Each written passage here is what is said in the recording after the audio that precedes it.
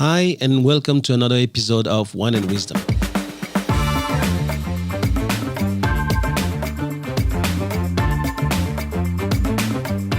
I'm Thomas Le Hoang, and you're listening to the TL podcast, where knowledge is shared and no one takes themselves too seriously.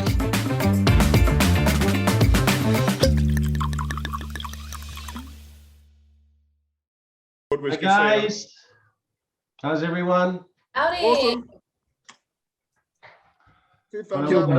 What a week. A lot of things happening. My goodness, hasn't there? What? Well, there's Good afternoon, everybody. There's no competition this week.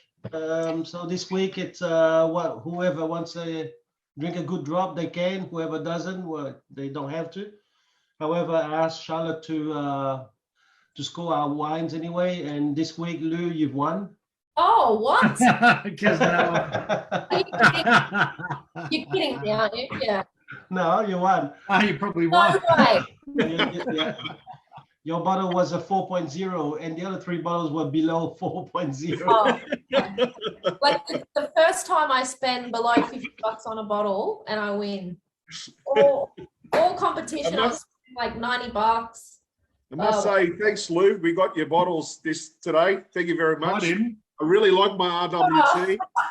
He's lying. He's lying. Thanks very much. What did you guys get? I'm sorry. Was I supposed to say anything, Lou? We got a Sauv Blanc. We got a Sauv Blanc from You're New supposed Zealand. to tell them that I got you the best one. Come I got a on. bottle of yellow. No, but I want everybody the same, myself included. So if we Actually, want it looks like a nice one, so I'm looking forward to drinking it. It's, what is it, 2016 Pinot Noir? yeah. Mm. Escarpment, New Zealand. It came highly rated. So, Oh, no, I'm looking forward to it. recommended, I should say. So, We don't have to drink it together next week, or do we do it? Maybe we should, so that we That's can what I was actually gauge it. I Yeah, that's haven't what, got one. that's why I was saying this You'll morning. get it, Ken, you'll get it. I hope you guys got your wines because do it next week.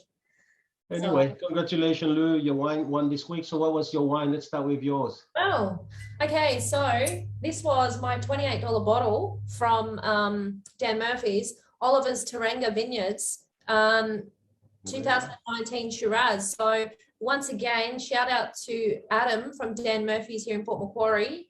Absolutely brilliant. He's helped me out before. But what he told me with this Oliver's Taranga Vineyards, it's one of the oldest families ever in terms of the wines. And when Penfolds want to go out and source new areas, one of the places that they go to first is Oliver's Taranga in terms of parcels and collecting. So he said for $28, he said it's probably the best drop, and rated at 4.0, as you said, Thomas. I was quite surprised, but he highly rated it, so I'm looking forward to it. Oh well, because I don't know if you should be giving him a shout out, Lou. You did lose. But I won this week. I'm winning this week on his. well, but this week Yeah, but doesn't you said count. he's helped you in the past. I don't think he's helped you. And not only it doesn't count, but because of budget cap, we've spent everything in the winning bottles. So we had nothing. there was less effort made this week. Well, less effort this week. Oh well, look, I've just What was yours, Chris? It was still a Vivino, I think. Yours, isn't it? Tempranillo, is it? This week? Oh, how do you know? Oh, because you've got the ratings already. No, it's not a Vivino. This is it's called the Old Fat Unicorn. It's a picture of a rhinoceros on there, and I picked it solely for the label because when I went to Africa, I had a T-shirt that had "Save the Chubby Unicorns," and it was a picture of a rhinoceros. And I had a lot of Africans come up and goes, "Oh, your T-shirt, very funny." Anyway, that's an African accent. It's a Tempranillo, and it's 3 point minus 20 or something like that. So I don't know. It looked good. very good. Budget cap. We can't spend any more, Lou. Oh no. There's no point spending all your money on a losing bottle on a losing week. Okay. Oh look, I'm just glad the competition's over because I was having nightmares about the next time I go to my home loan and they started spending like $150 a week at Dan Murphy's. I'm thinking they're gonna just think, no, this shit is out of control. No, you're gonna have to start doing your research a little bit Well, weeks ahead. I did start that last night and I've discovered a few more things, but it depends on whether we stay with Vivino ratings because Yeah, no, we're gonna have to change. We're gonna have to change. Yeah, well, I thought that, so I figured I'd pull. I've got a very good judge. I think I'm gonna see whether my judge is gonna do it. Perfect. He likes me. I mean, there's no vested interest in that. I was Okay. about to Now, say- what about you, Ken? Can everyone hear me or not? I've got Yeah. the internet. Okay. Mine is an old favourite. We've had it on the podcast before. I make no apologies because there's no competition. Cockfighters. Cockfighters goes 2018 Chardonnay from the Adelaide Hills. We've spoken about Cockfighters goes plenty of times. They've got a cellar door in the Hunter Valley. This one's from Adelaide, as I said, and is a bloody good drop for $20. So no effort, no expense spared. Oh, Very okay. good. And mine's a French one. I thought I fancied a French one for this time. And Saint-Emilion is a very small area, actually, west of Bordeaux. And it actually was called something else before a monk turned up and changed the name of the town. Wow. And to date, the last census, I think there's still only about 2,000 people living there, or less than 2,000. And they're on 27 square kilometer. And yet their wine's just so crazy that even Rothschild has got their best wine there. Wow. And so it's a good drop. Bordeaux, close to Spain, south of France, and this is on the right-hand side. Really, really a 3.6 bottle, right? But again, the French, they score their bottles a bit. So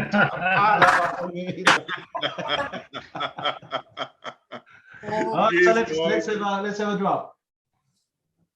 All right, so what's happening this week? Did anyone get higher than a 3.6? Hey? Me. 3.8, I think. Lou's got a 4.0. Cheers. No, apart from Lou, does anyone who actually know anything about wine get over a 3 point? What yours is a 3.6? I had a 3.6, yeah. Yeah, 3.6. Well done. I think mine's 3.8. Oh, piss off, Chris. Taha. He's a unicorn. You don't exist. Very good. Not bad, not bad. Nice. No. This is It'll pretty do. good. Lovely. Thanks for my grape juice. What's happening? What do we miss this week? I'm trying to find out whether Chris beat us. Actually, yeah, Chris 3.8. There you go. So, does anyone know the unemployment rate? Yeah, I think that it's fake news. 4.0 is fake news. I think that 5.4 is where we're working to. He got his rating off of Vino. Seriously though, He's got to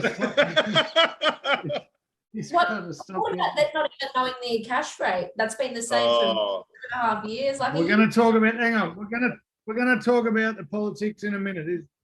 but that's what We're made going me. to talk about the politics in a minute. Is there anything else in the news? We were talking about ratings. That's why we went into that. I mean, we're too excited. Shit, I like don't know if anybody else Too saw it. But excited. Australia's put not their foot in it, but they've stood up again against China. I don't know if anyone saw about China's entering a defense agreement deal with the Solomon Islands. yeah. And Australia's put their, stood up and said to the Solomon Islands, really consider seriously about what you're doing, really go through this agreement with a fine tooth comb. And China's basically said, keep your nose out of our business. I just feel China's doing a lot of covert sort of behind the behind closed doors, sort of deals with people, and they're slowly gaining a lot of power. Well, it's not very covert. Sorry? It's not very covert. It's quite overt. Everything they're doing, they're not hiding it from anyone. They don't give a shit. But I think they're doing it quietly, is what I'm trying to say. They're doing it very inconspicuously. They're not making a big deal of it, and they're going about it very quickly and very effectively. Before long, the Pacific, like the whole of Pacific's going to be bloody run by them. Yeah, it's a bit of a worry, isn't it? I mean, and now there's news that come out. There's proof that they're backing, not proof, but there's a lot of sentiment in China that they support Russia with the war in the Ukraine. So that's, it's not leading. Why wouldn't they though? They've seen that we've done. Sorry, what? Cam. Why say that wouldn't again, they mate. though, mate? They've seen. I said, why wouldn't they? They've seen that we've done nothing about Russia. So Yeah. what's stopping them? Yep, Mm. Yeah, but no one's There's done been no anything. deterrent there. that's true. That's Oh, true. well, listen, while we're going through the election this month, I think France is about to have the president either newly elect or re-elect. Okay. It's going to be the same people. Like a manual. Marine Le Pen, who actually was involved last time, but she lost to Macron. She's back now. And it's pretty close. So looks like the far right, what is it? I think the people want France back to France. So it's starting to come back up. But we don't know. You know, in the end, people we'll discuss that in our segment, but people in the end will mainly stick to what they know. Yeah, that's true. The other thing was Yeah. what was the other thing is Yeah. what about that Brooklyn shooting? Violence on the way up again? Oh, yes, yes. You know, Brooklyn shooting. We've had a kid stabbed to death at the Easter show. Show. Yep. It's bloody shocking, isn't it? Shocking. Like, I think that will be a good segment for us to talk about, because one of these is violence on the way up, or has it always been there, or is it something that now the news really start to focus on? I suppose we're talking about COVID every day. Off the top of my head, I think it's always been there, and it's just depending on the news cycle. But Yeah. I know that mass shootings in the US has been, you don't hear about them anymore, but there's been one a day every day for the last 3 years or something stupid. Like it's a phenomenal stat. They consider a mass shooting any more than 3 people getting shot, so or involving any more than 3 people. So, Yeah. Right. But America's a different kettle of fish. You can have the whole rest of the world, and then you have America because they dig themselves that hole with some of the laws they got. Let's get into our subject, Chris. So, elections coming up. What have we got? 5 weeks left. We're already 1 week in. So is Yeah. it ScoMo or is it nice and easy Albanese? So what are we Let's doing? have a Where vote. are we going? We're going to have a I'm vote. going ScoMo. Lou, ScoMo. Thomas, What are you guys going? So we had 2 ScoMo. yeah. Well, I'm going to have to go Albanese. But what would you go? You really Oh. believe though? You don't need to. You just. Oh, No, but you guys know that I'm the deputy for One Nation. Oh, look, Nation. it's a red Here we jacket. go. It means business. Something's happening here. What the hell does that say? Albo. What does that say? Albo the Great. CFMEU. CFME. we've got Albo the Great, we've got Kevin 07, CFMEU. Today I am Doug, I am the PR spokesperson for the National Consolidated Movement of Union and Labour Alliances. You scumbag, religious, hillbilly freaks that want ScoMo running the country, I think you all should be ashamed of yourself as well. Wow. Wow. Wow. You're well prepared. I like it. I like it. Oh, well, I actually like the props today, and you're actually looking better with the tape across your forehead. It's so predictable, so predictable. You bloody business owners, you don't care about the people. You only care about your own pocket. So I'm here to represent the people as the national PR spokesperson for the Consolidated Union of Movement of Unions across this great country of ours, which has Sounds just like gone to the it's shit in the somebody last 3 in years since the charge of Hillsong internet, pastor don't you, has been running the country. I think before we get into this, we are not here to display any knowledge about politics. We don't know, all right? Oh, But let me tell you what we're here for, and it should really resonate, because we here with the opinion of the people who've got no idea about politics, but who still like to have an idea. Right, so we so let's just Oh talk shit! on the Sorry, side. no, that's tomorrow's protest. Sorry.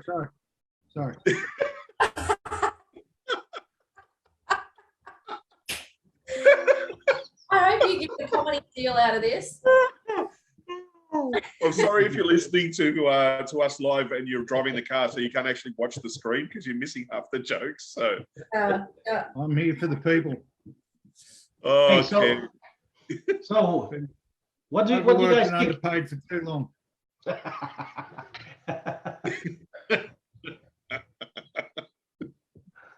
And he's keeping a straight face. Now let's have a look at this, because for four people who've got no idea about politics, let's start with this first. Who do you reckon is going to win? Well, ScoMo. I said ScoMo. ScoMo, Cam. man. Who do you reckon? I know who should win. It's not out. Where is ScoMo? Is he in Hawaii today? Is he sending some troops to our doors instead of the floods? Where is he? I mean, I also believe that ScoMo is going to win. However, you had to have a look. The last few state elections, Labor's in. I don't know what's going on, but the Liberal leader in Tasmania is gone. So, do they know something we don't know? Do they have information that we don't have? Yeah, What is well, that? Yeah, look, they've been in power there for a while though, and ScoMo still won. They were Labor leadership when he got into power. So I don't think that's a big indication. But what is a big indication, I think, is we've just come out of Australia's worst economic crisis, worst crisis. I won't say economic crisis, worst crisis since the Great Depression. And the states that were run by Labor governments are the ones that had the biggest issues. So Melbourne, that was like freaking Starlight 13, and we had Comrade Palaszczuk who did the bloody good. What's the Russian gulag? The gulag up there. So, I mean, it's not boding well already for Cameron Wilson. He's coming on twice. I don't think it's boding well for Labor personally. People. coming on strong. That was it. No, that was No, I don't know about you guys, but Yeah. Albanese looks like he's just been taken out of the armchair. His cardigan was just taken off, and they made him put a business suit on. Seriously, I'm sorry. It just, But I mean, there's got to be yeah. a better candidate in Labor, doesn't there? not a great start. Not a great start for him to not know the unemployment rate and the cash rate the other day on the first day of the campaign. Like, I know we all make mistakes, but seriously, we do more homework. Oh, who gives a shit, Lou? I guarantee you didn't know the unemployment rate before you started. Can you people even count to 5? All right. I thought it was 0 because it's so hard to find staff. Yeah, well, the thing You can't is, find and stuff at the moment. It has to be 0. I reckon both of them wrong. yeah, but I mean, I As think, spokesperson for the national, listen, you've got to learn from your leaders, right? ScoMo disappeared during every important thing we had going on. So Albanese, my mate Albo the Great, he's decided to disappear for the last 3 years and do nothing. And Exactly. if you can't learn from your leaders, then what can you learn from? What he's done is he's bettered ScoMo yet again. All right, and he's been more invisible than ScoMo could ever be. All right, he's a shoo-in, an absolute shoo-in. 3 years, and we don't know anything that he really stands for, what he's backing. I mean, the only promising thing that I worked out of my research is that there's nothing from both parties. It's all promising really for the property market. You know, What do you mean? We're going to have free childcare. We're going to have 2-day working weeks, but you're going to have to pay for 48. If it wasn't for my mate Albo, screw. All Liberals have done for people is 2.5 hours on Easter Saturday. When Albo gets in, it'll be 4 hours, mate, time and a half. So he's done nothing for the people, ScoMo, nothing at all. Our record of financial, we presided over the recession we had to have with Paul Keating, with a great financial crisis with Kevin 07, and now the next greatest economic disaster of our lifetime, COVID. It needs Labor, baby. Albo's the man for the job. All right, but let's talk seriously though. So even though we've gone through the worst period, we still have 4% unemployment, the lowest. Yes. So what does it say? What are they doing? I mean, how come it's the lowest and we've gone through deficit after deficit. It's going to be like 4 or 5 generations maybe before they even get out of that. But so I read an article where they're counting. I read an article where they're counting TAFE students and job seeker recipients as employed, which is why the number's so low. What do you got to say to that, ScoMo lovers? We can read a lot of fake articles or a lot of real articles, but we can sort of come up with the facts how we like. And I think it doesn't matter what politician, what side, whether you're on, nice and easy or go slow, doesn't matter. They're going to make up the news they want to make up. I think going forward, though, we've got to look at their, performance from in history. So, Labor took over from what was the old fellow with the big bushy eyebrows? What was his name? John Howard, and we're at 4%. We're at 4% unemployment, and then we went up to 5.7, 5.8% unemployment under a Labor government, and then we've got it back down to 4%. Whether we're including TAFE students, that might be a couple of percent, but a couple of points. But seriously, I think Labor, they're going to. One thing I don't understand is with Labor, they've gone, we want to make childcare cheaper, we want to make electricity cheaper, and we want to increase wages. How do you do that? That's because we're for the people. How You do you don't do it? care. You sit there in your ivory tower and look down upon us. I hope that's not Coming a from wax an underprivileged, because it looks like it's over your eyebrows, mate. Coming from an underprivileged background such as myself, living on Struggle Street every day, I understand the people. I know teachers are overpaid and underworked, or underpaid and overworked. They need more time off. Childcare should be free. You should have to pay for it. You, the business owner. Less work, more money. That's what we're about. This is the thing we need to really get on, because he's trying to put the fun. I'm trying to re-understand this, because for me, it's a serious thing every 3 years, So here you have a guy, he's disguised as the underprivileged. He just bought the palace in Carrion. And I'm just thinking, hold on. Is that what politics about? Are those guys really on waterfront? And they are wearing red jacket and labels like because they're on TV, and then do they go back to the waterfront afterwards and sip champagne? Just before we even start, he had to sip something quite expensive, but he didn't even want to make us feel bad, so he hid it in the coast of that. So is that what's happening? Is that every? I can't even pretend anymore. If you vote, lady. Is that what they're going to do? Every 3 years, they just appear, and for 5 weeks, they just fake and lie to all of us. And yeah, okay, this first week, it's not very good for Albanese, but there's another 4 weeks or 5 weeks, and things can just turn very quickly, So You've sucked all the fun out of it. I can't even pretend. I was trying to make everyone hate me and want to vote Liberal. It was an anti-campaigning, in case you're too stupid to realise, Lauren. Of course you can't vote Albanese in. Where's he been? He's been in Women's Weekly. What's he doing with his life? Grandpa Simpson from Grandpa Simpson. That's who he looks like, Grandpa Simpson. Give him a walk. He can't attack a bloke on person. I'm not attacking him, that's a fact. I look like Tom Cruise, it's simple, it's a fact. All right, we've got to get to the politics. You can't have it's a sad state of affairs if a political party is about to win by default just by inaction while the other guys dig themselves a hole, right? That's true. It's a very scary prospect. So, and I think, honestly, I don't think the people I think should win do themselves any favour by trying to make a big thing out of he didn't know the unemployment rate. Come on, man, there's way bigger fish to fry than him making stuff-ups on camera. Yeah. ScoMo has been full of them. We need to, but the problem is they've probably got a gauge of what society actually goes for, and unfortunately we're in a world at the moment where society goes for the gossip and the unrelevant topics rather than what's actually going to happen to the world. Yeah. So I think this is where we need to be going. Is this? Do you feel like this election? I mean, I've been through a few. But I feel like this time, even before he announced the election date, the media was already in.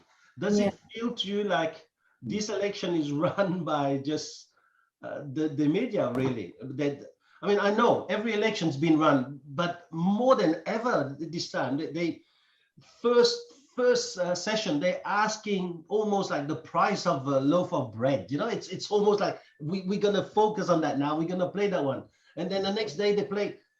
It feels to me like these guys are, for the moment, both Scott Morrison and Albanese are probably home studying their figures now, because they go, tomorrow they're going to ask me more questions just on figures. They don't care about my policies. They just want numbers. Mm. So is this a fake election? Adam Bant was, and I don't agree with anything he has to say, the head of the Greens, but he had a clip on the radio today where he was up the media for playing gotcha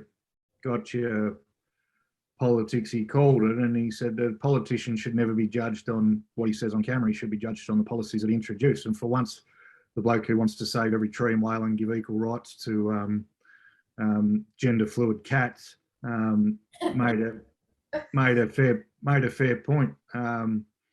You can't, but that's where we got to. We follow America, and I mentioned America before with the guns, but we follow America in a lot of ways, and I think our media has just got a hold of how big a scandal the last few American elections have been because of Donald Trump and the bits and pieces going on, and we're just copying them. Now every word Thomas's mate Joe Biden says that comes out wrong is a news story, and every thing that Donald Trump does that has nothing to do with politics is a news story, and that's where we're going. Now, this is probably a topic for another day and controversial, but ScoMo came out last week and said that he was against and going to stop a bill to allow transgender females to play female sport.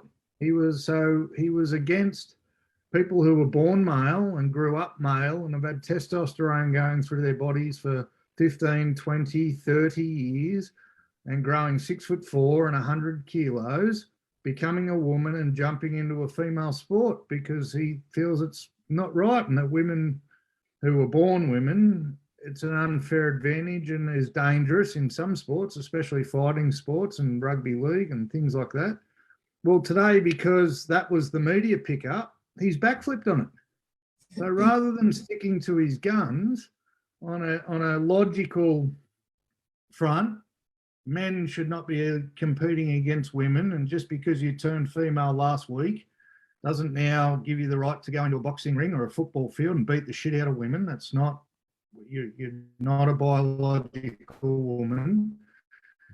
He's now backflipped because of the media pressure. So in answer to your question, Thomas, yes, the election's run by the media. Yes, it's fake. And unfortunately, the result is going to, now the only hope is the last election gives hope, right? Because for all the media did and all the media tried, and as far as ahead as Labor was, when it actually came to putting pen to paper, people still somehow come up with the right decision. But it's going to get harder and harder. If now even the Prime Minister who's stood up to China and he's standing up to Russia and all those people, but he won't stand up to Channel 7, we're fucked. You know? Yeah.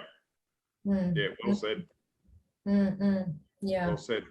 At the end of the day, I think as a voter, we really need to try and go through the crap the media is feeding us and find it that, you know, the truth behind the truth behind each of them. But, you know, and this is something I was thinking about. A lot of people are born into the political party that they vote for.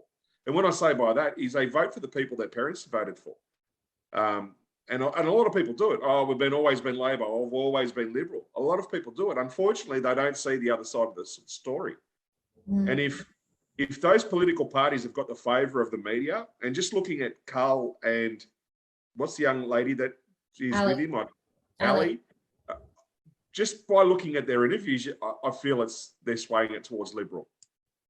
Just simply by their interviews. Oh, Sky News, you can't watch Sky News. If you want an unbiased opinion, you can't watch Sky News because they're so anti-Labor, it's not funny. But You watch ABC, they're anti-Liberal. Yeah, I know. So you don't know which newspaper to read, right? And it's the same. We've spoken about American politics before. It's Fox and CNN, right? If you're Donald Trump, you're watching Fox, and if you're Joe Biden, you're watching CNN. Yeah. And unfortunately, they just lie. They'll lie to get whoever in that we want. And unfortunately, the majority of voters watch that shit. So Yeah. I think this might be skipping ahead, so pull it back to you as it is. But I actually think our democratic system is flawed. The fact that you only have the choice of two idiots, and you have to pick one, and not only do you have to pick one, you're fined and punished if you don't, I think is a huge problem to begin with. I look today and there's 36 registered political parties, 36. And we get to choose, and in the end of the day, it doesn't matter who you vote for, all the votes flow to two of them. So you could vote for, the legalisation of marijuana party, thinking that you're being independent, but it ends up going to Albo. And you can vote for the national virtues. There's a national virtues party, TL. You should get amongst that, mate. You wouldn't know where the votes go. But that's because they have the party has decided to push their preference to one of the two. Yeah, no, I understand, but I think the whole system's flawed. If you No, can't, why would they decide to go to that? Because they're hedging their bets. They're hedging their bets. They're going to go, well, looks like one of the two is going to win, and we want to make a deal with them. Obviously, you're not going to go and make a deal. Do you think with it's Santa right Claus that as a party because country- they're not going to get much. yeah, but do you think it's right that as a country, or forget right, do you think it's in our best interest to only essentially have a two-party preferred system? Because you can't. There's some very, very good independent politicians out there that'll never be able to become prime minister or lead the country because they are independent for a reason. They don't want to be part of the problem. And You make good points, but in the end, I they're trying think to we're flawed in that. In the end, they're trying to really make sure that your vote is going somewhere. For example, in France, they have 2 rounds. The first round in France, you vote for whoever you want. And it happened, I think, on the 10th of April, so on Saturday night. And after that, they take the highest 2. Unless the first guy has gone over 50%, they then, if it is, then he's a president straight away. If not, they now go into the second round, and the second round is about just the 2.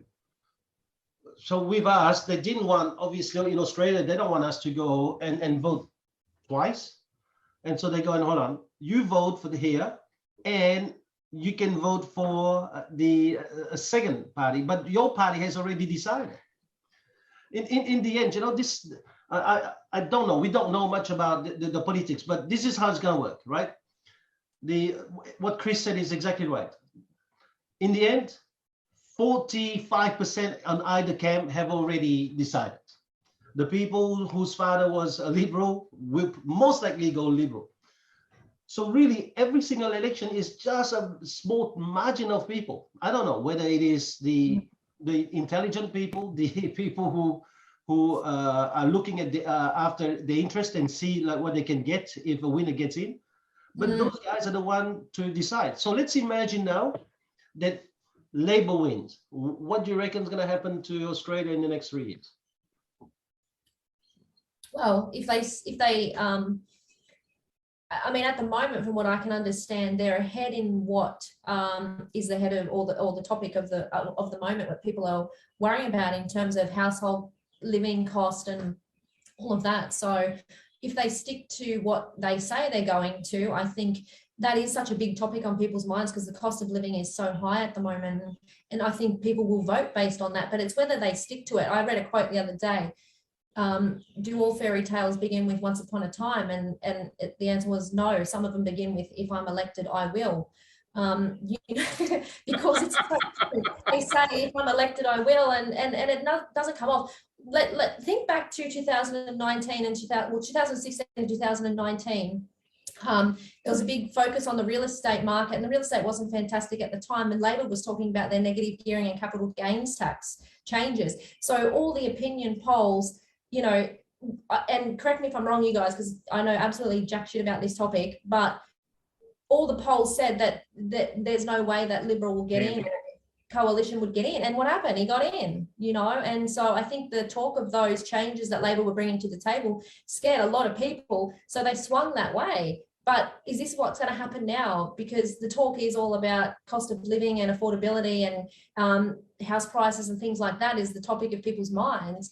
And if you look at the polls, it shows Albanese, take it easy, is in front based on that, because that's his focus. I don't know. No, he's not. He's not in front based on that. He's in front because ScoMo keeps digging himself holes unwittingly. Albanese has become in front because of inaction by Alba. When you listen to the budget reply, Albanese is not promising any improvement to cost of living, and he's certainly, if he isn't explaining how the fuck he's going to pay for it. And this is the same thing that happened with Julia Gillard and the carbon debate. It's the same thing that Labor do a lot of. They're for the people, but they don't understand what it takes to run the people, and that is the problem. And that's why you find most people who are in business or know what they're doing with money, on a grand sense, tend to vote for the better economic managers because cost of living comes down to economic management. So the people who watch a current affair are going to fall for I'm going to give you an extra $50 a week, or I'm going to subsidise this or subsidise that or make this cheaper. But when every single time someone asks Anthony Albanese how you're going to pay for it, he's yet to give an answer. Exactly. But in The Guardian, the opinion poll showed that the confidence was in Labor to keep the unemployment down. It was in the coalition to reduce government debt, but it was in Labor to address the cost of living. Definitely Labor by a mile to encourage wage growth, to keep interest rates as low as possible was in the coalition, but improving housing affordability, Labor outstripped them by half. So yes, that's because they're making the calculation with the budget of America. Let's look at when polls are taken, right? How are polls done? No, they get it wrong. They get it wrong. No, but how are they done? No, let's look. How are they? The whole freaking thing was wrong. No, Lou, how do they actually do the polling? We're still debating the thing. Like I said, hang on. They ring around during the day. They ring around during the day 1,000 or 1,500 people to find out who would they vote for. Who's home during the day? Well, pretty much no one, but no one working, no one running a business, no one running a job, right? So people who want better cost of living are people sitting at home, generally speaking, and they only call 1,000 of them to get these opinion polls. So that's why the polls are. I'm not saying it's gospel, Cam. I'm just saying that was in the Guardian. No, I know. That's why you don't pay any. In the Guardian, you'll find will be a Labor commie rag, and the Telegraph will tell you the polls are the opposite. Probably because that's the media we're talking about again, right? Let's go back to the subject. Right now, we are under the Liberal help. Okay. What is going bad for the moment? What is bad for this country? Well, I mean, again, I know jack shit about it, but in terms of the debt, what is that number? What debt are we in? Something like $10 trillion or something? It's not that much. It's never going to get paid. That's America. No, it's not. What will see? None of us know. None of us know. It just goes to show. No, we really 3 don't. trillion. I think it's 3 trillion. But let's talk. Listen, no one's gonna know. All right. I'm really. Do you know what I would love this to be? It's like 4 guys that got no ideas about politics here, how it's run and how a country is run. And let's have a look at our sentiment. I think that's probably a better gauge, right? So because that's for real. If we're going to sit here after we've done hard days at the real estate office, pretending that we know how to run the country, listen, this is a pass. So let's not be like them. Let's have a look. What is going bad for the moment? I think look backwards. You can't look at what's happening right now. I'm not 100% sure, but I think coming into an election, I think if you're going to go against Liberal, the way we handled COVID was very fucking average. very average. And we've been on here ranting and raving about that enough times where we now can't sit there and pretend that ScoMo's perfect, right? Because they killed a lot of people, they sent a lot of businesses broke, they did a lot of things. I think the way they've handled the natural disasters has been very average, very, very average.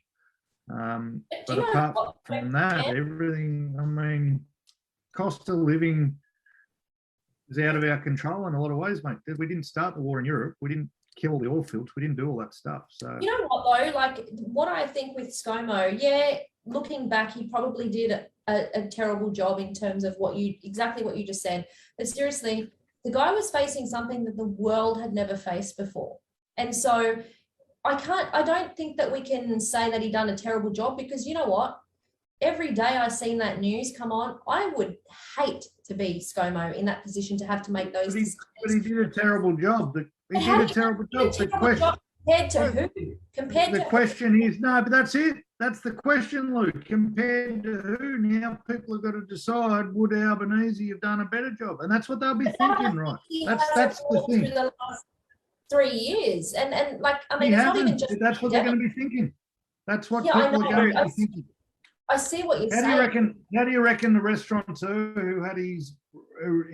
How do you talk about sentiment, right? How do you think the restaurateur had his restaurant shut down before they stopped people getting off cruise ships carrying COVID? Yeah. Is feeling as far as sentiment coming into an election? I get it. How do you think the people who weren't allowed to fly interstate to see people die or say goodbye at funerals are feeling in sentiment? Let's stop. Cam, But hang on, mate. here's my first question. Number one, what would you have done different? Number two, Queensland, run by a Labor government, has done way worse. Yeah. Right, so Victoria. would someone have done anything different? What about WA as well? No, but this is where the news is going to get a hold of it. I'm not making arguments for or against. I'm talking what people's sentiment is going to be, and this is where people really need to think. The reason people couldn't get into Queensland is because of Palaszczuk.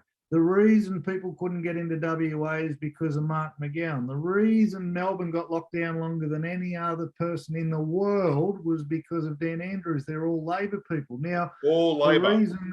The reason that New South Wales got shut down while they were still allowing cruise ships off was a Liberal government in state, not federal. It wasn't the federal government. So the reason I threw all those things out is because the counter argument is it actually had nothing to do with ScoMo in a lot of circumstances.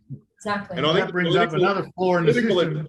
The political agenda will be like, even if ScoMo tried to sort of instill his power into those states during COVID, the political agenda will still push back, and they'll still do what they want. He had no control, and maybe that's a failing because the leader of the country couldn't control the people beneath him, right? Then maybe that's a failure of the system or of the government. He could have handled it. There's a few things he could have handled better, like the fires and the floods and sort of COVID. But we've got to look at, there's so many moving parts when it comes to that. How do we know that he didn't instill that trust into someone that he put into power to run the Defence Force or to run the fire brigade or whatever it was to enact? You can't have that. You can't have that because that's no different to us blaming a manager instead of ourselves if we're the owner of a business, right? You can't have that.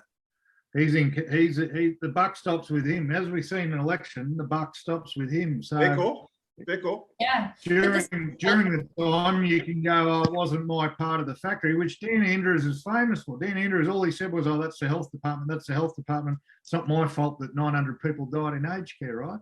But at election time, it's 100% your fault because, again, with the system, you only get 2 to vote for. Yeah. So this is what people are making decisions based on, and this is what's going to be used against each party.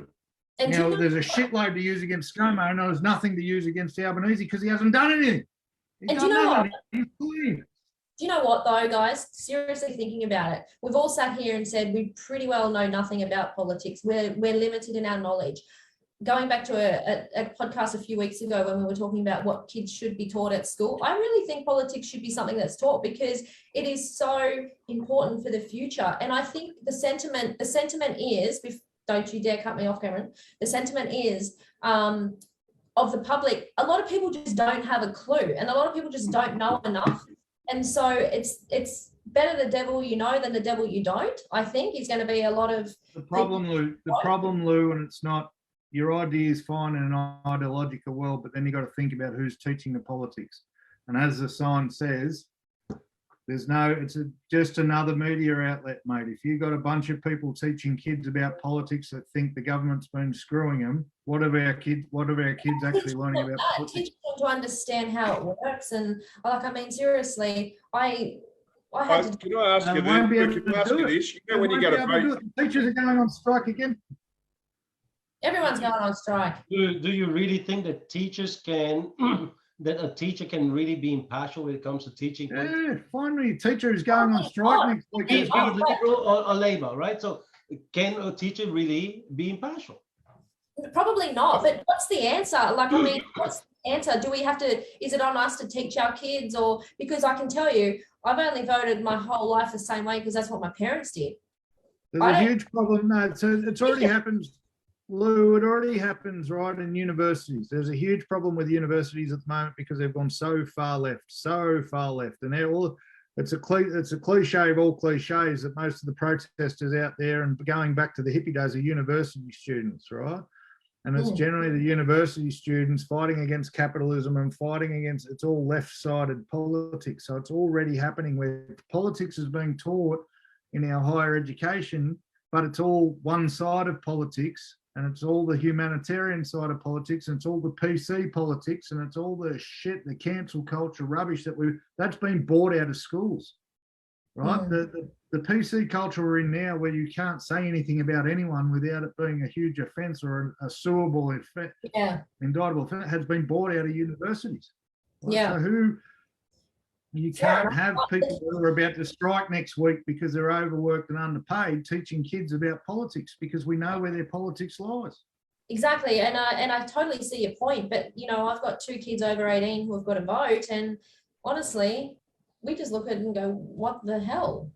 Like, and that's United, baby. Yeah, vote for Cam.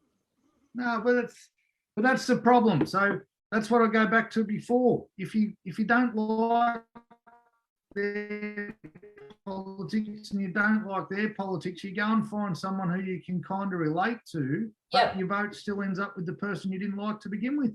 Exactly. Right? You can't. That's a huge issue. Okay. That's a huge issue. If Liberal comes back in, it looks like cost of living is going to go up as long as the Ukraine war is going to keep on going. Yes. The cost of energy probably is also going to go up because more and more coal has to be exported. And if Russia closed the gas to Europe, they need our coal, which is going to be the same as when our lobsters people were selling the lobster to China. We had to pay triple, but now suddenly we only have to pay 1/3. So the cost of living is going to go up. With India now, bro. Sorry? We've got to deal with India now for lobster. Yeah. the free trade agreement with India, we do. Yeah. So, but that's all right. You will get it from Langford Drive. so you still be fine. Now, there's only rock spiders in Carrion, not rock lobsters. Oh no, Cameron. I didn't say you like the drive, Carrion. Now, what about if Labour wins? What happens then? Wage increase, union strength increases. They already said they're going to back the unions. Funny thing was that, it was Labor government that locked down their working, and the Labor started riots in Victoria, in Melbourne. But definitely wage increases. The minimum award, they'll start pushing on that. Let's have a look at your point. Wage increase, I think it's not bad. But because wage increase means also unemployment is going to go up, because let's imagine I have to pay more for people. Well, I'm going to have to start getting rid of people. Yep. Yes. Yeah. And that means that if the wage goes up by 10%, I have to get rid of at least 10% of my personnel in order to keep on giving that money to the others. So that's only short sight. What else could go? What else would go? I think they're increasing money to the elderly. Yeah. But so is Liberal. Liberal's also increasing the money to the elderly. but they're going. They want a nurse in every aged care facility 24/7. So that cost of aged care, they say, is going to reduce, but that cost of aged care will go up. So who's going to burden that? I don't know. Cost of childcare, they say, is going to go down, but they want the wages to go up. So again, I don't know how that works. Means that in some ways taxes will have to go up. Right. And if taxes goes up, well, we have to get rid of more people in order to now pay the wage increase and the taxes. Yes, all right. Yes, or no? Because you don't even have to sack them, Thomas, because we'll go back to what we've sort of, it's been a story for a while, but we've sort of worked our way out of it, where women or men wouldn't go back to work because them working 4 days a week was just paying the tax bill, right? So you don't have to let them go. You have many more people at home. Yes, childcare might be free, but if I go and work 4 days, I'm paying an extra $500 a week tax, and I'm only earning $550 for that 4 days. Then what's the point? Yeah. So then we go back to where we were.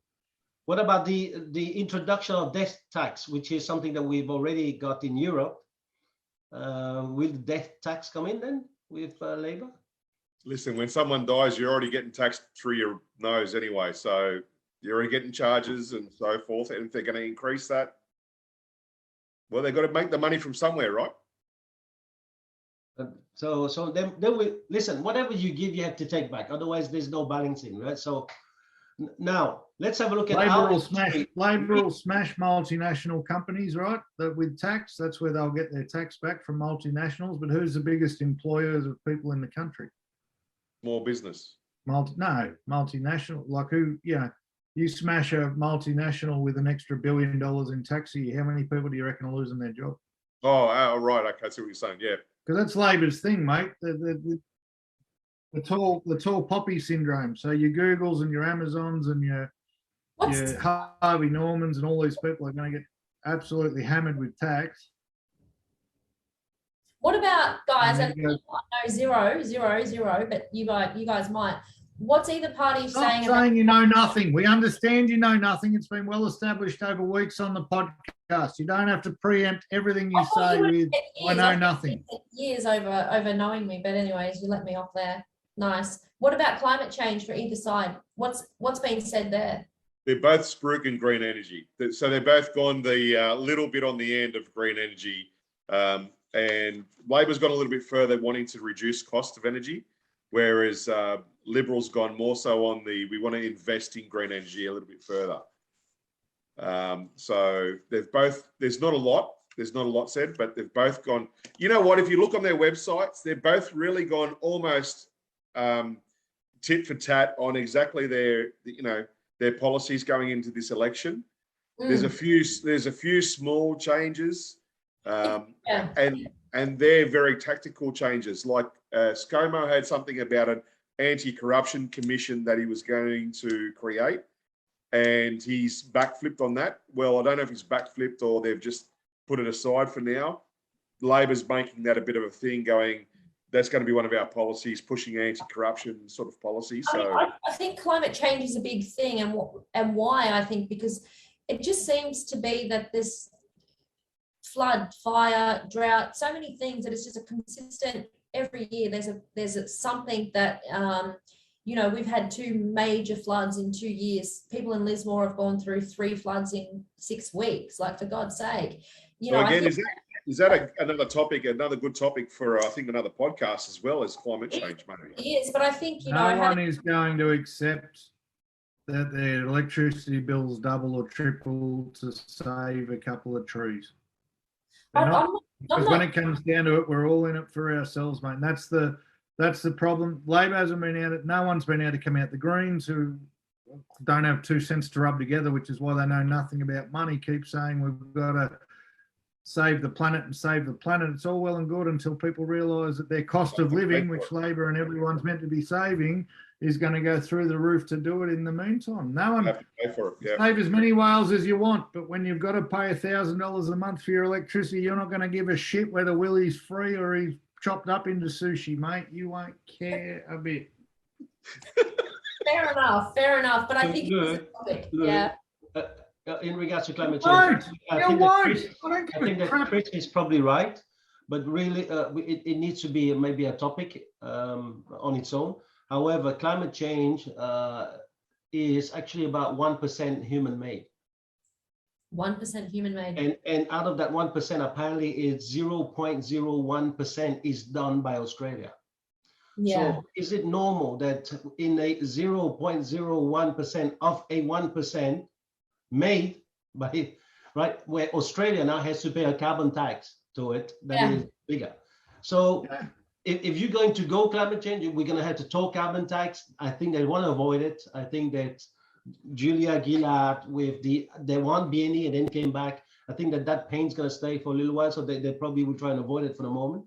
And this is the thing. If Australia is really contributing 0.01% of that 1%, and China or India is doing way more, and they don't want to pay for it because they're still developing country, should we, the developed country, pay for the bulk when they're doing 0.01%? Developing nukes, that's all they're developing. That's another argument. All right, so I think that's a different one. Let's stick to what we think we know a little Let's bit. talk about age. Let's talk about the age. How's people. Sorry? Sorry, go for it, Thomas. Go. No. Go for yours first, because I think that our next topic was about, all right, how does it impact on real estate and where's real estate going from here on? Let's go. So how do we? What about the age? Who's going to look after the age? Because they always go just before the election, and it's both parties. We're going to give you this. We're going to give you that, and so forth. And it's the most vulnerable. How do we protect those that are the most vulnerable through the election? Does anybody know, because I don't, to quote Lou, I know nothing about this topic. How much of aged care is private owned versus public? No idea. I don't the know. majority, no, would you say the majority public, private now, or what's the, you guys, you're much closer. I'd have to look into it, mate. I know the Catholic healthcare system is very large. It's huge, but they all fall under, and this is only from experience previously, they all fall under obviously the guidelines that government implements. And there's been questions raised about the levels of care, the level of staffing to the amount of residents, the care ratios. There's been a lot of that. So the reason I asked the question is back to the wage rise stuff. If Labor's going to push for increased wages, and there's a significant portion of the aged care management that is private sector, that ain't helping the elderly, man. The unfortunate thing is, about dollars and cents, 100%. They're looking after the elderly to make profit, right? So the unfortunate thing is this, mate, and I speak from this firsthand. The level of care is determined by the level of your bank account. And if it's a government-run facility, your care isn't as good as if it's a private.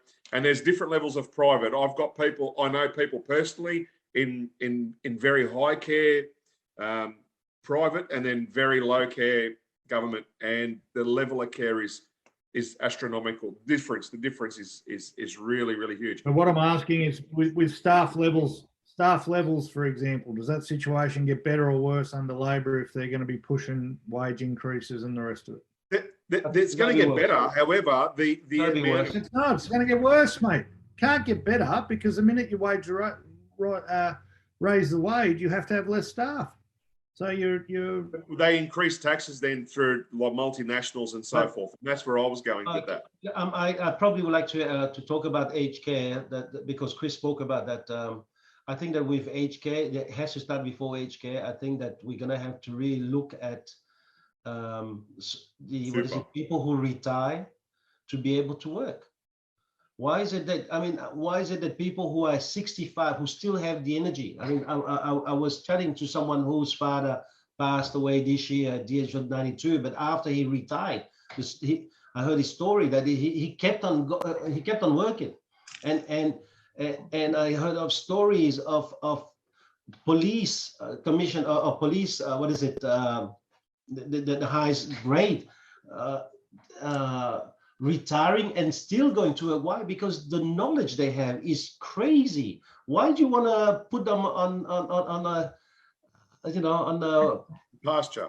yeah? So I'm just thinking, instead of giving these elderly people an extra $25 a fortnight, which is not going to do anything when electricity is going to go up by $75 a fortnight, then should That'll we buy one say of to Lou's them, hey, bonds. listen, you go out and you work, and no, that fixes unemployment, that fixes these the elderly who want to have more because now they pay for more, and whatever they earn, they pay tax on that anyway. So wouldn't we be fixing a lot more than just aged care? So I believe that the Liberal government has put in concessions, like tax concessions, for people working past 65. So if you're working as a retiree and receiving a pension and you're working, there's concessions in there for your tax and so forth. But as there well. shouldn't be concession. I mean, I have no problem employing someone who's 65. Yeah. I mean, a real estate agent who's 65. I mean, he's still in his car driving from here to there, but the knowledge he has, the ability to communicate with people is so much. You know, why do I have to lose it? And plus, he's bringing home a top income to look after himself, and he's contributing to the tax anyway. And why should I not have that? Yeah. I think generically, a lot of people are working past retirement anyway. Yeah. No, not really. I There's think a it's lot very of brave. people of you. who know that the minute they do that, the benefit goes down, man, and they don't want to do it. Or if they're doing it, you go to place like in a Hunter Valley or places in Barossa or wherever, you got guys who are retired, but they don't work for a wage. They work for a few bottles of wine that they get at the end of the week, or cash in hands. Absolutely. And I think it's wrong. I think you've done very well to work past 65, Thomas. I'm glad you're still a contributing member of society. So well done. Congratulations. I just want to... Like Yoda, I'm going to go past 2,000 years, man. My dad, Mum's 68, so my dad's 77, 78 this year. And they're still working way more hours than anybody should be working. They're working harder How's than your me. mum? Hey? How's your mum? She's on the couch at the moment. She's on good. some really good painkillers, so she comes Good. through all Can she share them with us? right. Well, I tried to dibs them, mate. She's got some Oxycontin. I tried to dibs them, but apparently my brother was on the phone the minute she got out of surgery, and he's already bagged all of them. So I'm out of the loop. What do you reckon now is going to happen to real estate after this election? I think it depends who gets in. Yeah. I don't know. I personally believe whether it is Labour or Liberal, interest rate's going to go up. Yeah, Yeah, I think definitely. That was on the cards already, though. And I Yeah, think no, that's- whether it is Liberal, that this maybe I'm wrong. Whether it's Liberal or Labour, interest rate's going to go up by close to 0.7% by the end of the year. Mhm. and it's already, so 2022 for real estate is already a perfect storm. It's already the end of a boom. It's already an election year, and you've got interest rates going up, and you add a war. Now, what I find, and you guys, Thomas especially, been in real estate a lot longer than me, but I've only been through one election in real estate, which was 2019, and the market stopped dead. It was already stopped dead because of the Banking Royal Commission, and then it died even further until the day after the election when the Liberals won, and everything's been skyrocketing ever since. This year, it's not going to have that effect. It's had an effect on already slowing the market down, but it's not going to change the fact that we're already at the end of a boom and interest rates are still going to go up. It doesn't matter who wins. I don't think. I agree with Thomas. The result this year isn't going to have as much as an effect as it did in 2019, where Labor were dumb enough to talk about messing with negative gearing and I think there'll be typically some lull in the activity whilst we're waiting for the election to be called. I think that just happens every year regardless. But I think the election's been called, Lou.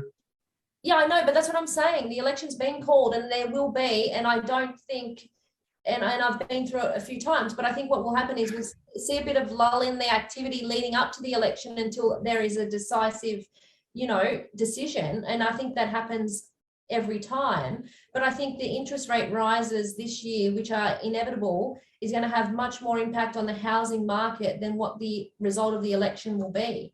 I think. I don't think it's going to slow down any more or less. I've already had this, like, that's okay, and that's all good and I've well. already had people. Opinion, and all of you sit there and laugh at what I'm saying, but that's the freaking truth. I'm not laughing at what you're saying. I'm not laughing at what you're saying. You said we laugh at the fact you're waiting for the election to get called. I think typically what does happen is that people sit on the fence like Chris, and they sit on the fence for a while. What are you fucking deflecting the mood for? I had to take Grey jacket. You're bloody you in your grey jacket with the hair down. the opportunity. I had to. Seriously, that was well you done. send me That was one well bottle of done. wine and you think you can talk about the fence here. That was like cut ways. I had to have a dig, but no, like seriously, like history shows people there is a bit of lull of activity, you know, in terms of people scheduling their auctions and things for that weekend. That's just a non-existent event. I think, but because there is no talk from Labor or this year around like there was in 19 about negative gearing and capital gains, everything within the election so far that's been talked about has nothing but encouragement for the property market. So I think if anything, there might be a bit of a headwind this time around. If there's any change, I think there'll be a bit of a headwind. The market might keep moving, but statistically and historically, usually what happens is there's a lull in activity. But I think what's going to happen in the second half of the year, if the interest rate's rising, is going to have more of an impact on the housing market than what happens about the election. I personally don't believe that the real estate market is going to be affected in terms of sale. Yeah. I think that what we're going to see before election now is a gradual increase of people who are scared and they are going to dump their investments. I think that the sales of investment properties are just going to hit the roof now within the next few months. That's been happening for the last. Now because they are scared of that interest rate that's going up. Yeah. And so they're going to start dumping it now, even before the election. I reckon the market, if you're a real estate agent and you're not door knocking right now, you're stupid, because there's sales happening right now. There's people who have to dump it. Anyone who's got rent roll are going to find that their rent roll is going to be affected. I think that after the interest rate goes up, and it may not start going up as fast as New Zealand, who yesterday increased it by 0.50 point basis, so 0.5%. But I truly believe that we have a lot of people who have put money for their kids to buy a house in the last 2 years. There's a lot of parents who put actually their equity on the line so that their kids can actually get into the market and buy certain things. And they will find that they're going to have some issue. There's going to be, hey kid, do you remember the $70,000 I advanced? I need it back, or get a loan. And and many of these kids can't get the loan, they're going to have to dump it. So a lot of the dumping is going to happen. A lot of the investors are going to dump it today. And therefore, for me, the market's going to start to go down a little bit before the end of the year. I think the dumping's been happening for a little while already.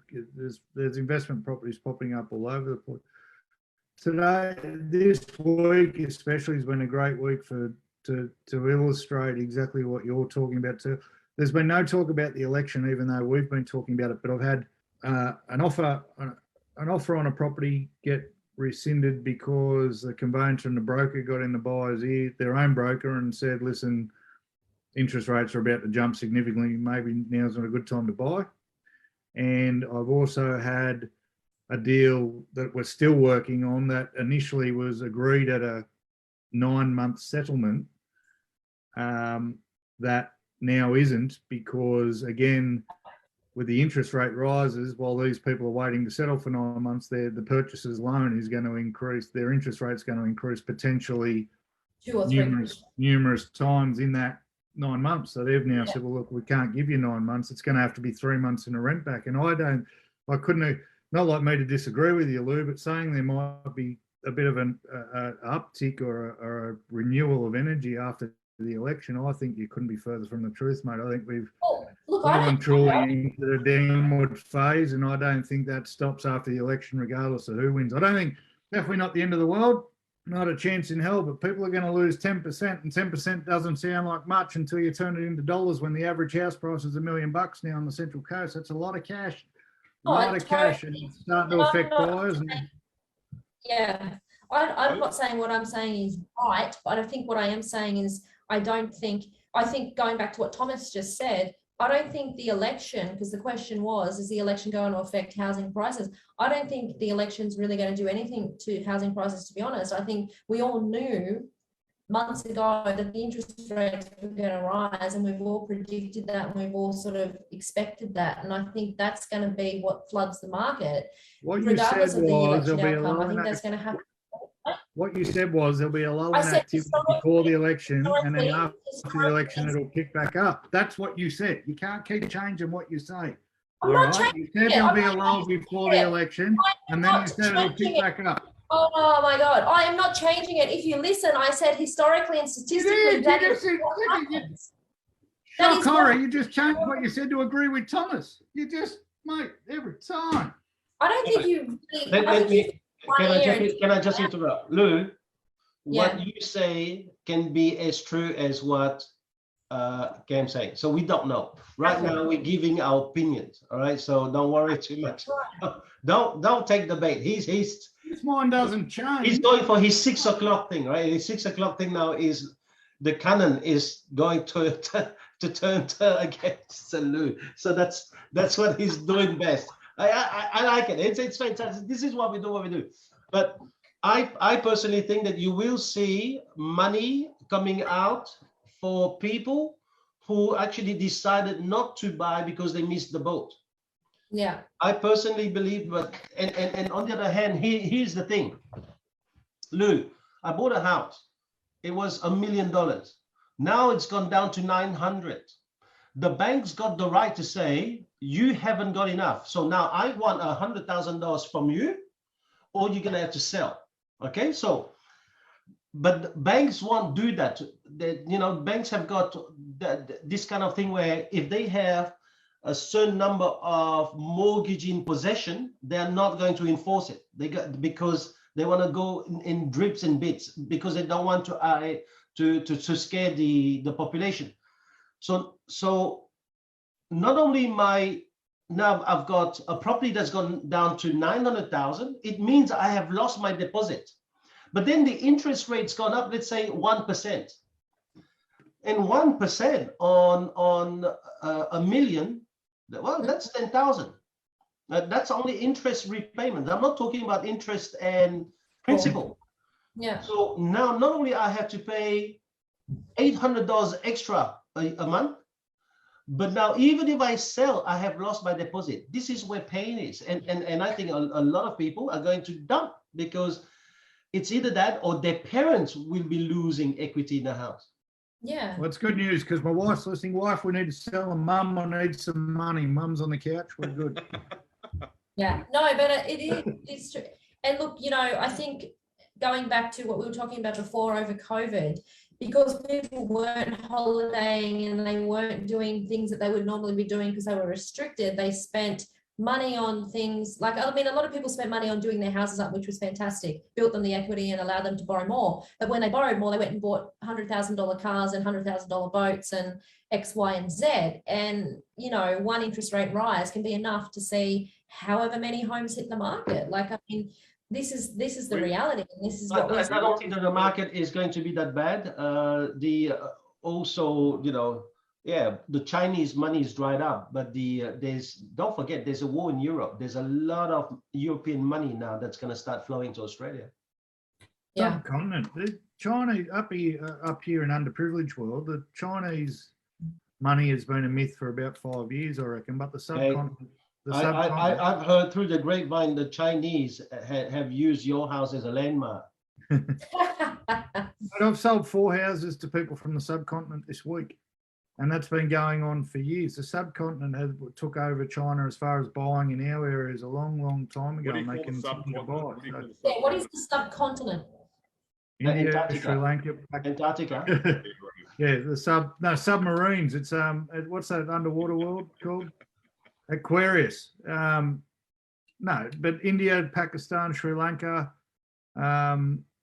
that area, they've been buying up here for They've years. been doing that forever, mate. They've been doing that Continued, forever. but I think they're not the new China, because they were the new China 5 years ago. When I first got into real estate, everyone was talking about Chinese buyers, and agents were marketing on the fact if they spoke Cantonese and all this stuff. But 12 months in, I'm going, I haven't seen one, but I've seen a lot of Indians and a lot of Sri Lankans and a lot of Pakistani and a lot of people, and geopolitics and all that sort of stuff. But China stopped people taking their money out of the country a long, long time ago. Yeah. Right? Mm. So in that sense, we've just done a free trade agreement with India.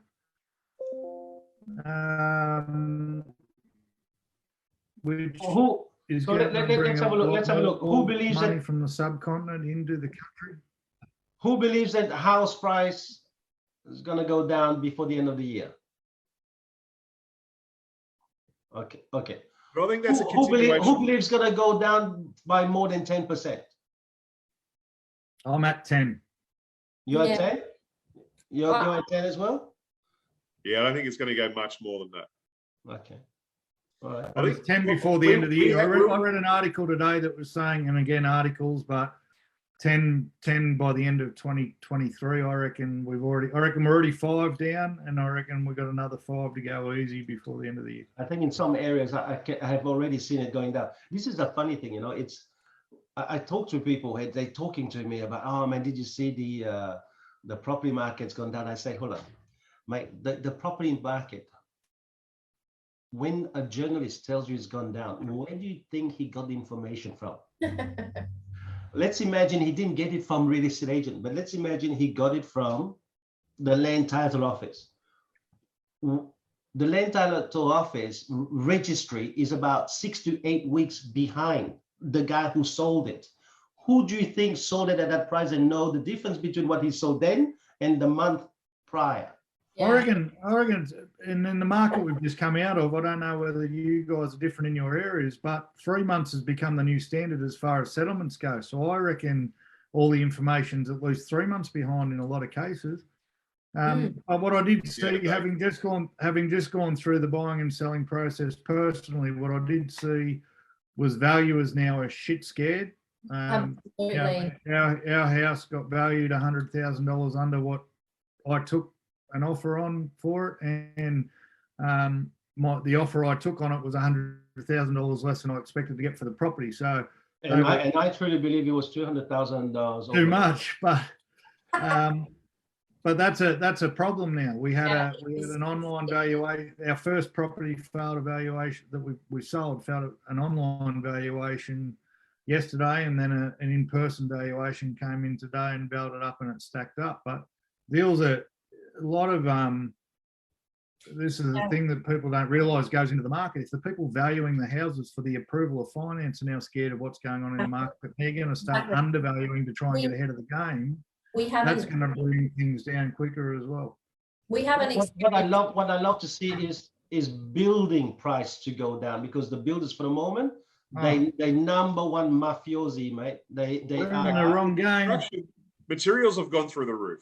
No, material has not gone through. No, the price have gone through the price have gone through the roof. And it's not due to shortage. These guys are playing mafiosi game. They've got plenty of material. They've got a lot of things in Australia, but they just decided to play drips and bits in order to make more money, man.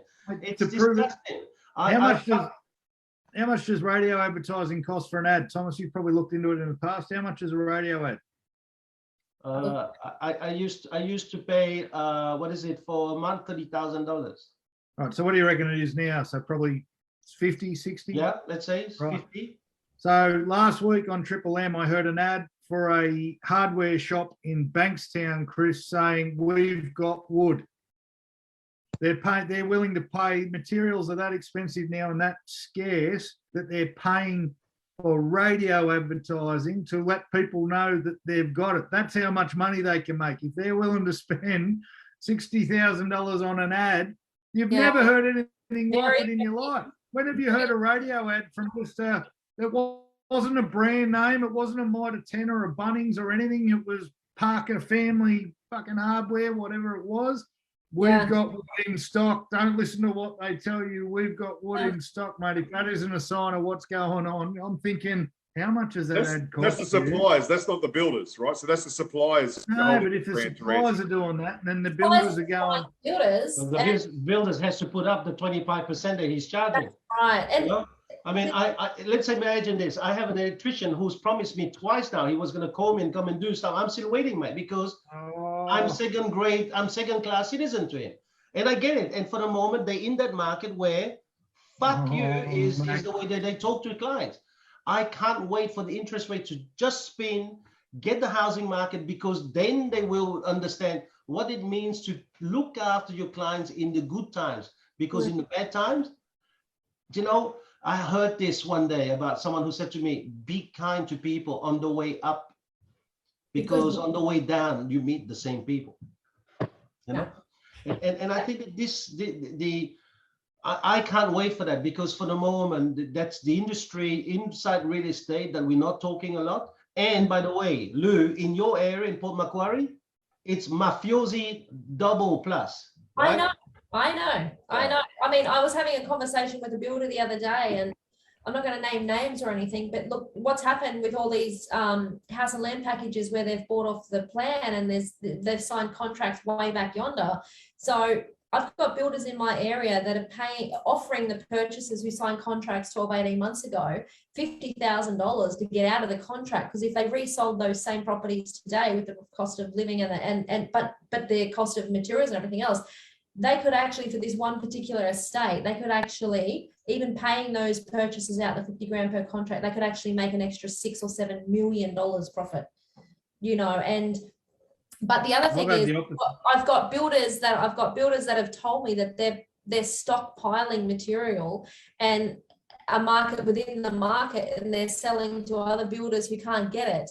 I had a conversation with a fellow today, and now apparently, guys, newsflash, but apparently by 2025, every property must have a dual flush toilet. How many properties are out there that are the single flush old school button? Now, we were joking around, and I said, well, it's time to buy yourself a warehouse and start stockpiling toilets, because the time will come when they're not available, and you name your price, you'll get it. You know, I mean, these are the things that are happening now. These are the things that... The opposite is also true. I spoke to a guy the other day who sold a house and land package 12 months ago, and the land's finally registered, and he's going to build, and the builders have rang him and begged that he did a fixed price contract with him. And he sold to his clients the fact that a fixed price contract means the builders can't increase their price, and the builders are ringing him saying, listen, if I do this, it's going to bankrupt me and I'm going to lose my house. Can we please increase the contract price? Otherwise, you know, I'm going to lose my... We're not just saying the builders, because the builders are also driven by their contractors. And the contractors, the project manager, whoever the development company is, that I'll build your house. What I was really trying to say is this. Earlier, Cam, you said ScoMo said he was going to do this and he retracted. Isn't it what you allow your friend builder to do, and so that he doesn't go broke? You know, politicians say because what ScoMo did was logical and in people's best interest, and then the media got a hold of it and he decided to change because of the popularity contest. He wasn't going to lose his house over it, bro. He wasn't going to lose his house. He's on a pension.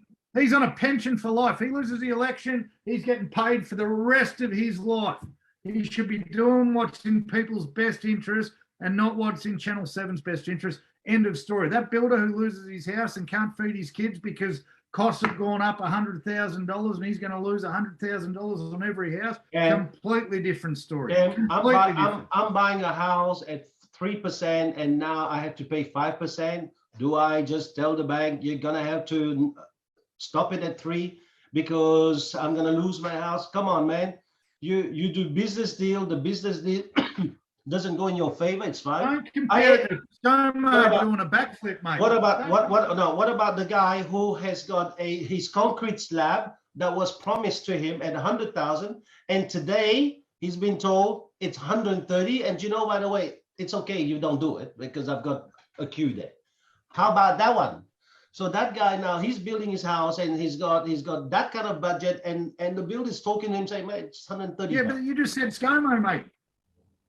I get that. I get that. But you brought ScoMo doing it back to full-on vendor. I know you're starting to lose all of these references, mate. And now that you live in the palace in Carrion, mate, you're starting to lose all of these kind of. No, I feel for everybody. Yeah. I feel for everybody, and I'm not saying. What you're saying is circumstance changes, and we need to be able to. Yeah, okay. Well, ScoMo, when he did that, he didn't have the news coming up. He didn't have a phone call. It's a little bit like John Howard when he was asked about Albanese, and he said, well, you know, as if he had to know. And then he probably like been accused that, hey, Albanese is the leader of the other side. That argument. And then he changes that it. Argument is everything. That argument is everything that's wrong with politics and everything wrong with you, right? You're suggesting that the Prime Minister should be able to change his ideas whenever he wants because the news says he should, mate, and it's not popular, even though he knows that it's not in the best interest of the people. That's what you just said. I cut the guy some slack. Circumstances change. What changes is if the news is picked on me or elbow today. I'm asking. You're trying to start a fight with me. That's. I'm asking. So you're smarter than that. Oh, yeah, I'm not a transgender woman. We can fight fair. Come on. Do not start a fight with an overprivileged person. I get it. I have no experience. I know that. But here, Kev, I want to ask you. My day, mate. Thank you, my day. How can because we're about to finish now. How can we make maybe not this election because it's too late, but how can we make elections in Australia better? Hold them to their promises. Yeah. But Don't hold them to their promises. They don't believe. How do you do that? They don't deliver their promises, or they backflip. Put them in prison. Take their pension away. Take their pension away. Promises only. Take their pension away. I get it. So, hey, what is the it? Problem is once you're in, you're in. Once you're in for 3 years. Hey. Look, when it comes to the term, I think they need. Look, politicians need to be given their time to get the things running, right? You know, you don't go to the business and things running straight away. I mean, it's fair to say, but they've got to live up to their promises. Seriously, if they don't live up to their promises, and the other thing that shits me is you can't hold someone to all their promises because circumstance changes. I mean, nobody predicted COVID when he got in. Nobody predicted the. But you know what? COVID is an exception. Seriously, that is a huge. When ScoMo came in, he knew, mate. He had 3 years of vacation plan, and Hawaii was the first one. He had 3 years plan, and then suddenly the five started. 3 years was cancelled. So in the second. Chris's idea that he just floated is a complete copyright. It was your idea, so you explain. You came to the conclusion. I think he's you came to the conclusion a while ago. It doesn't matter. He came up with that now. Listen, my idea or not idea, it's fine. But me, I have another idea. Why don't, because these days we all have New South Wales thing to get apparently free tickets to places. And your COVID thing is on that anyway. Why don't we just make sure that I feel like politics these days is a sports game. So why don't we just bet every time that whoever you vote for, your name is in that camp. It's logged in on New South Wales, whatever registry. And at the end of the year, should there be a deficit, you pay a larger percentage than the guy who voted for the opposition. But then I'm going to change my mind like ScoMo did about his... I think this is the big problem. And what about a fine system then? I'm sorry? What about a fine? No, hang on. We can explore this idea. What about a fine system then for the politician? So every time you're caught on a lie or a broken promise, there's a fine. And it's got to be $100,000 or $200,000. And it doesn't go to the government. It doesn't go to the RFS either because you'll never get the money out. It goes to...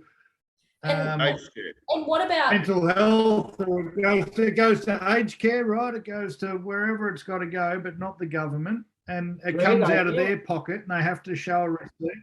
Yeah, and what about also the fact that why do we have to wait 3 years before we have a change of leadership? Why don't we make it more like a quarterly or a 6 monthly thing where because they already do that. How much it costs? Huh? Mate, No, but not necessarily run an Because election. and you know what else, Lou? Not all the best decisions are popular decisions, right? So what happens if someone comes out and makes a decision that's actually good for the country and it pisses people off a lot of people in week one? So we fuck him off, and then 6 months later we go, oh shit, maybe we should have stuck to that, right? That's but what I'm saying is I think change. I'm not saying they change, but what about like a confidence vote? But we have that. I think it's personal. I think we have that system already, Lou, which is like the no vote, no confidence vote. So we have that system.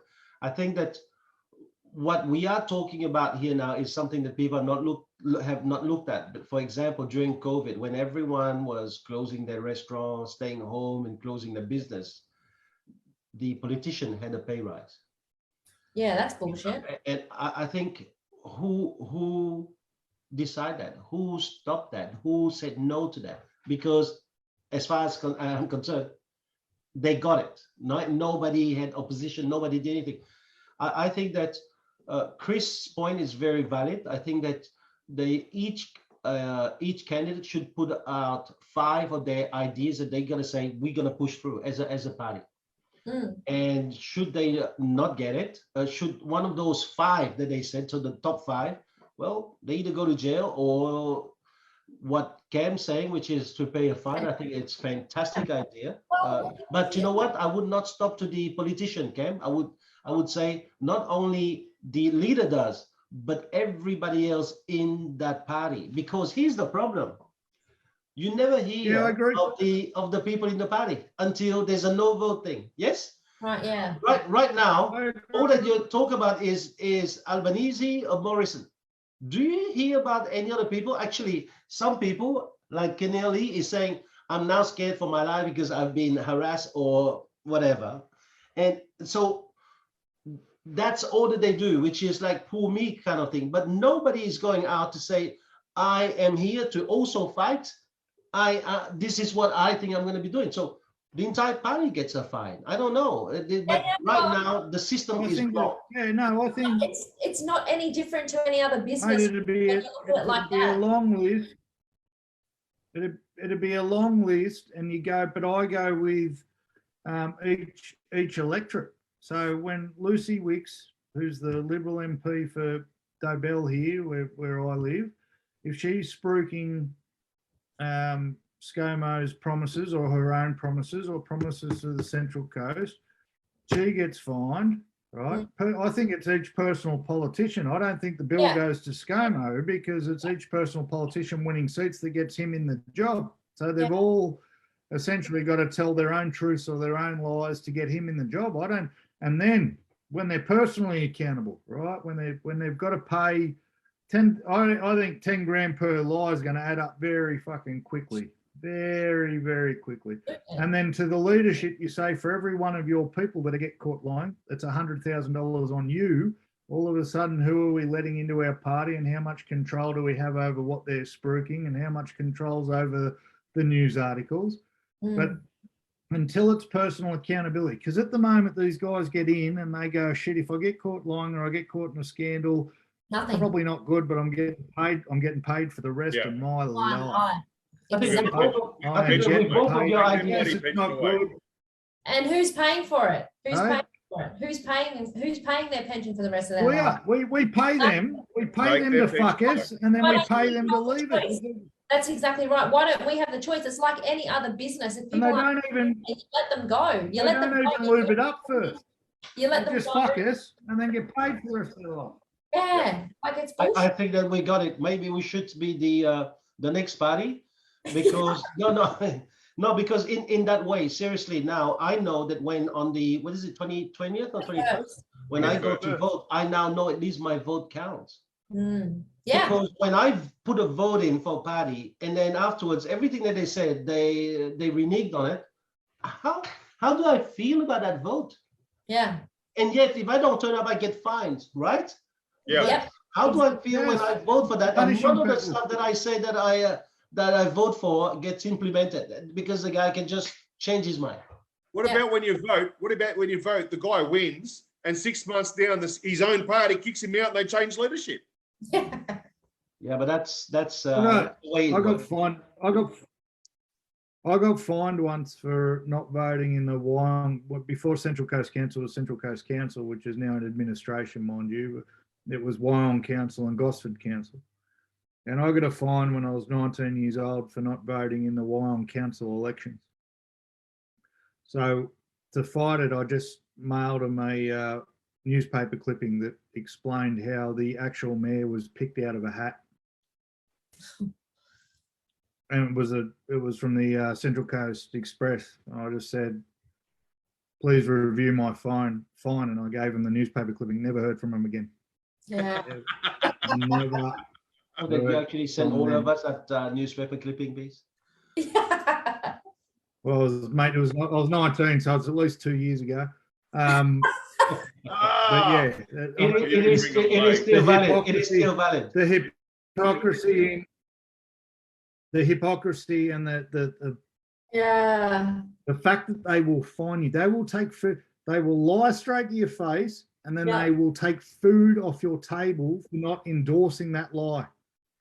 Like the system is so wrong.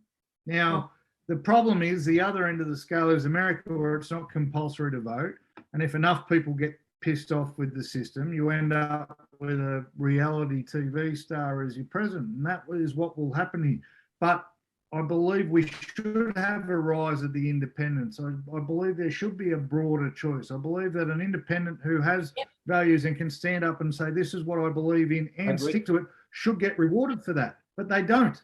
There's no reward for that. No. And that And the only way, which is another implementation, which is a good idea, then we need to do 2 votes. Mm. We have to do 2 votes. You know? Liberal or Labour and then the independent. But you will find that all over the world, the history will show that it's very, very simple. In America, the Donald Trump phenomenon was that he could have gone independent, but he understood. It's been shown throughout all the studies. Everything goes back to the 2 votes, because it is visceral that the people who are born in the family of liberals has got a tendency to go liberal. They won't go for the reality star or a TV star. So the psychology is very simple.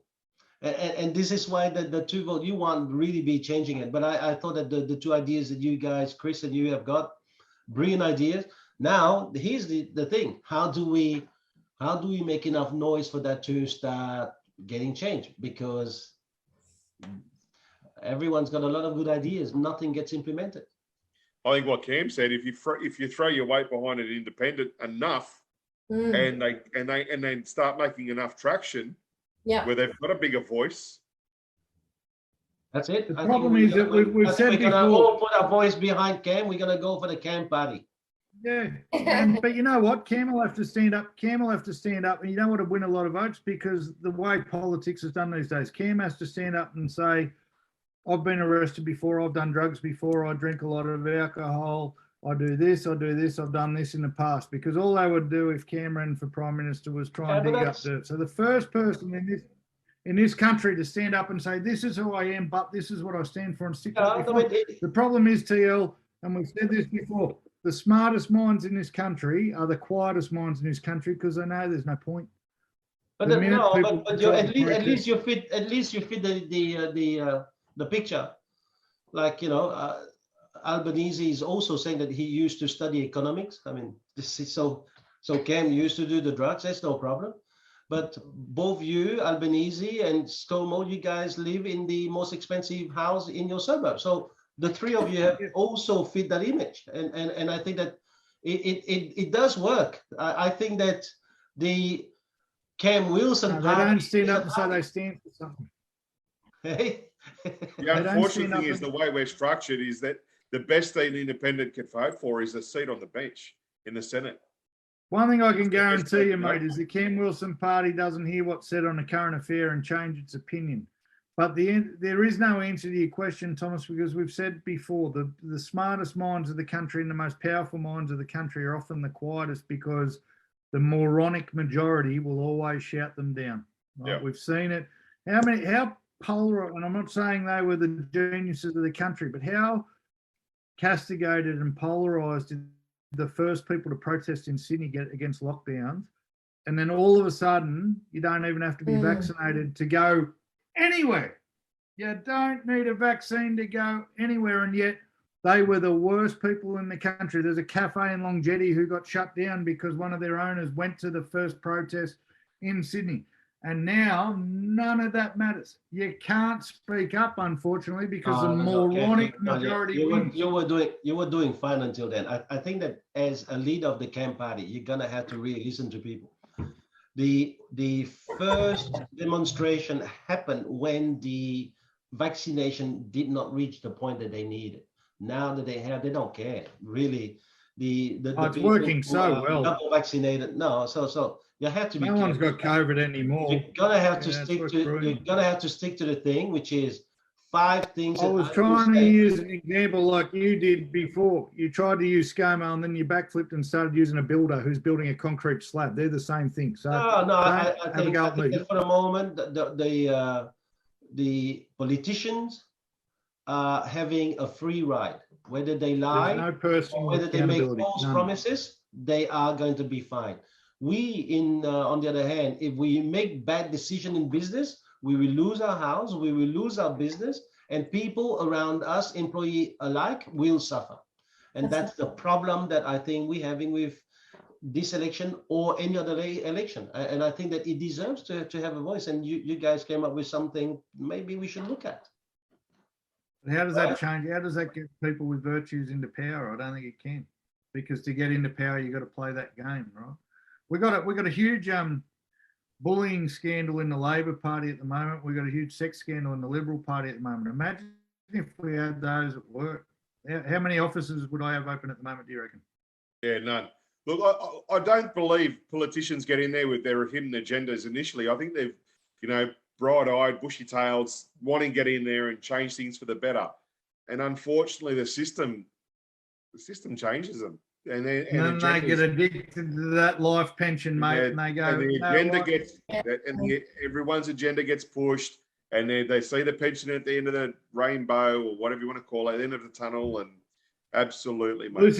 Lucy Wicks was, and I don't mind saying it, Lucy, naming names because she's running for the federal election. Lucy Wicks was door knocking carry on for the last 2 days, caring about the community's needs and what we want. I just messaged her on Instagram and said, can you at least ask if people are selling?